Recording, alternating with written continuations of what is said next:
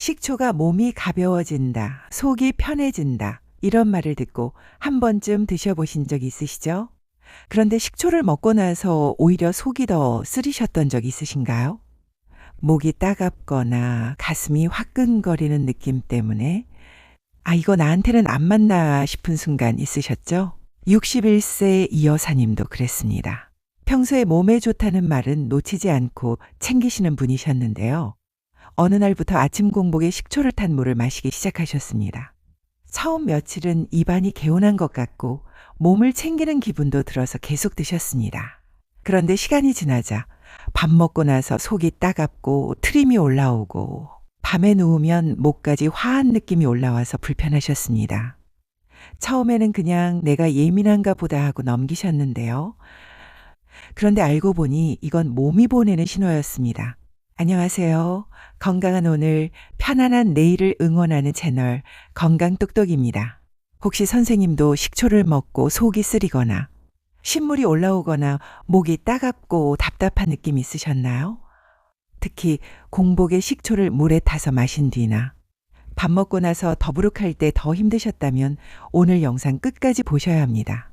많은 중장년 분들이 식초가 몸에 좋고 속도 가볍게 해준다고 생각하시는데요. 그런데 막상 몸 상태를 살펴보면 누구에게나 늘 편한 건 아닙니다.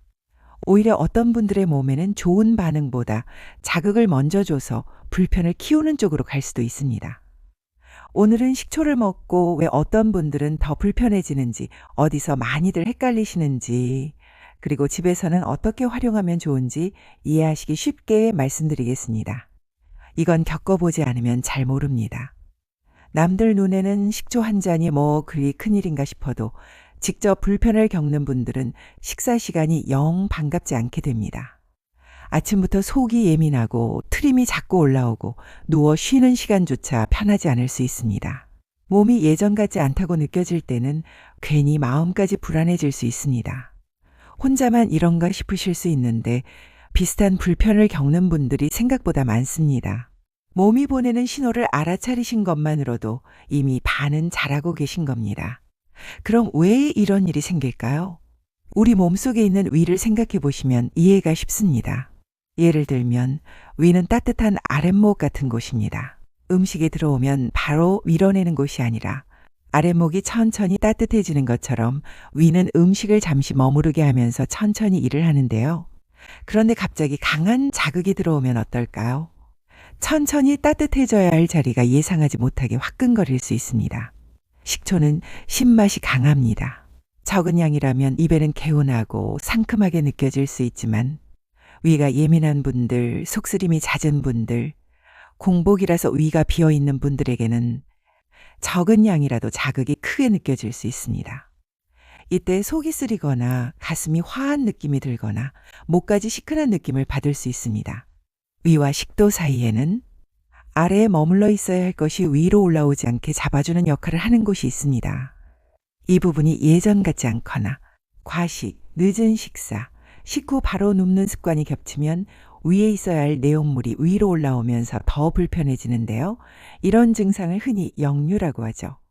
그래서 식초 같은 강한 신맛이 몸속에 들어갔을 때 더 민감하게 반응하는 분들도 생깁니다. 처음에는 별일 아닌 것처럼 지나갑니다.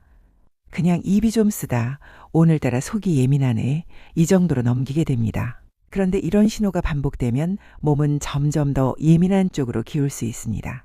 마치 바람이 약해진 부채를 자꾸 세게 흔드는 것처럼 처음엔 버티는 것 같아도 계속되면 약해진 부채는 어떻게 될까요? 네, 맞습니다. 그렇게 될 수밖에 없습니다. 여기서 많이들 헷갈리십니다. 식초를 먹으면 소화가 무조건 잘 될 거라고 생각하시는데요. 그게 늘 맞는 건 아닙니다. 입맛이 도는 것과 위가 편한 것은 같은 말이 아닙니다. 혀는 개운한데 위는 부담스러울 수 있습니다. 또 어떤 분들은 몸에 좋다니까 많이 먹을수록 더 낫겠지, 진하게 마실수록 더 낫겠지 이렇게 생각하십니다. 그런데 아무리 좋은 음식도 과하면 탈이 나게 되어 있습니다. 그래서 지금 내 몸이 좋아하는 방향을 확인하는 게 먼저입니다. 그리고 공복에 마시면 더 좋다고 알고 계신 분들도 많습니다. 하지만 공복은 위 안에 아무것도 없는 상태이기 때문에 이때는 자극이 더 바로 느껴질 수 있습니다. 남들한테 맞는 방법이 내 몸에도 그대로 맞는 건 아닙니다. 식초가 불편하지 않은 분도 있지만 어떤 분들에게는 빈속에 가장 부담이 될 수 있습니다. 선생님, 지금 보고 계신 내용이 도움되신다면 화면 하단에 엄지손가락을 눌러 좋아요 한번 눌러주세요. 선생님의 좋아요는 대한민국 시니어 모두가 건강해지는 시작점이 될 수 있습니다. 자, 그럼 오늘부터 뭘 하면 좋을까요? 오늘부터 바로 해보기 쉬운 딱 3가지를 알려드리겠습니다. 첫째, 공복에 식초부터 찾는 습관을 잠시 멈춰보는 겁니다. 둘째, 식후 바로 눕는 습관을 줄이는 겁니다. 셋째, 속이 예민한 날은 자극보다 부드러운 식사를 먼저 챙기는 겁니다. 이 3가지만 바꿔서 해보셔도 몸이 한결 덜 힘들다고 느끼시는 분들이 많습니다. 이해하기 쉽게 정리해드리면 첫째는 공복 식초를 잠시 중단해 보시는 건데요. 많은 분들이 아침에 눈 뜨자마자 식초 탄 물을 마시면 몸이 깨어난다고 생각하십니다. 그런데 위가 예민한 분들에게는 빈속이 오히려 가장 조심해야 하는 시간일 수 있습니다. 아무것도 없는 상태에서 강한 신맛이 들어오면 속이 금방 화끈해질 수 있습니다. 처음부터 무리하지 마시고 아침에는 미지근한 물부터 천천히 드셔보세요. 그리고 식초는 드시더라도 공복이 아니라 식사와 함께 아주 소량으로 몸의 반응을 보시면서 드셔주시면 좋습니다.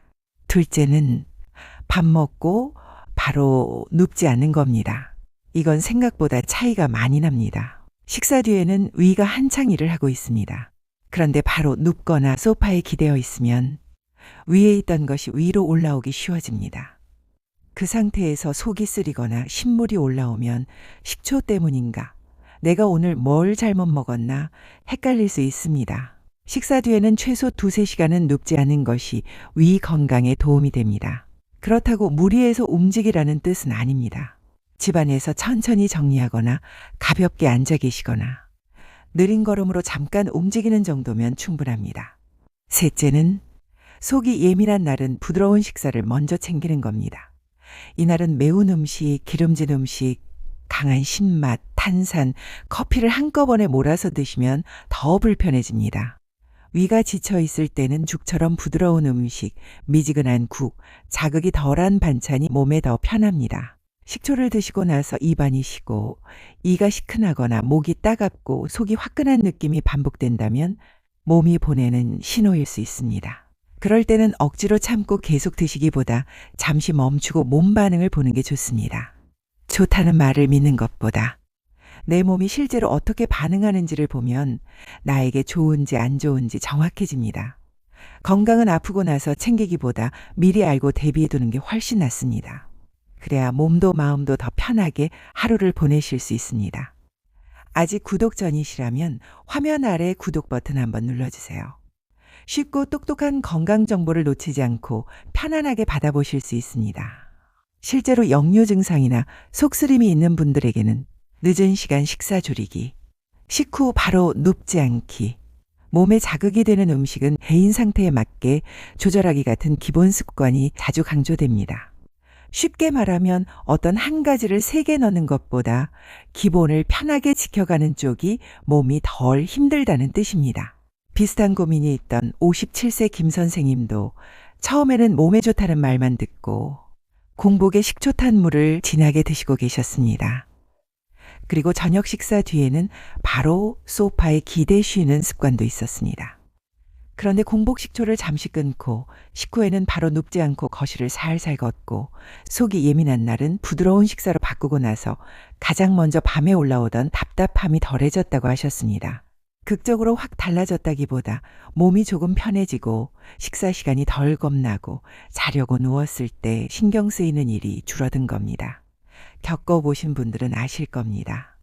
이런 변화가 반복되면 하루의 리듬이 꽤 달라집니다. 하지만 이 방법이 모든 분께 똑같이 맞는 건 아닙니다. 특히 위염으로 진료를 받고 계신 분, 위궤양이 있던 분, 속쓰림이 오래 이어지는 분, 관련 약을 드시고 있는 분들은 무조건 따라하기보다 본인 몸 상태에 맞게 조절하셔야 합니다. 예를 들어 음식을 삼키기 힘들 정도로 걸리는 느낌이 있거나 체중이 갑자기 줄거나 검은색 변이 보이거나 밤에 통증으로 자주 깨는 분들은 혼자 판단하지 마시고 다니시는 병원에 가셔서 상담해 보시는 게 좋습니다. 사람 몸은 다 같지 않습니다. 그래서 식초라도 누군가에게는 괜찮고 누군가에게는 불편할 수 있습니다. 오늘 내용이 도움되셨다면 이 영상 꼭 필요한 가족분들이나 지인분들께도 한번 보내주세요. 특히 비슷한 증상으로 불편해하시는 부모님이나 주변 분들께는 꽤 도움이 될 수 있습니다. 오늘 내용은 3가지만 기억하시면 됩니다. 첫째, 식초를 먹고 속이 쓰리거나 목이 따갑다면 그건 그냥 넘길 일이 아닙니다. 둘째, 핵심은 식초 자체보다도 내 위와 식도 상태가 지금 얼마나 예민한가를 보는 겁니다. 셋째, 공복 식초 줄이기. 식후 바로 눕지 않기. 부드러운 식사 먼저 챙기기. 이런 기본 루틴이 오히려 몸을 덜 힘들게 할 수 있습니다. 몸은 갑자기 불편한 게 아닙니다. 대개는 작은 신호들이 쌓여 불편함으로 드러나는 겁니다. 속이 불편한데도 좋다는 말만 믿고 밀어붙이면 몸은 더 예민해질 수 있습니다.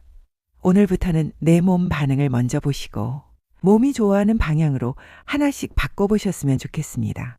선생님은 요즘 어떤 증상이 가장 불편하신가요? 편하게 댓글 한번 남겨주세요. 예를 들면 1번 속쓰림, 2번 신물 올라옴, 3번 목 답답함, 4번 더부룩함. 댓글은 길게 쓰지 않으셔도 괜찮고요. 편하게 숫자로만 남겨주셔도 됩니다. 선생님들의 귀한 말씀은 다음 영상 주제를 정하는데 큰 도움이 됩니다. 건강을 잃으면 전부를 잃습니다. 다음 시간에도 무병장수의 여정을 함께 해주세요. 감사합니다.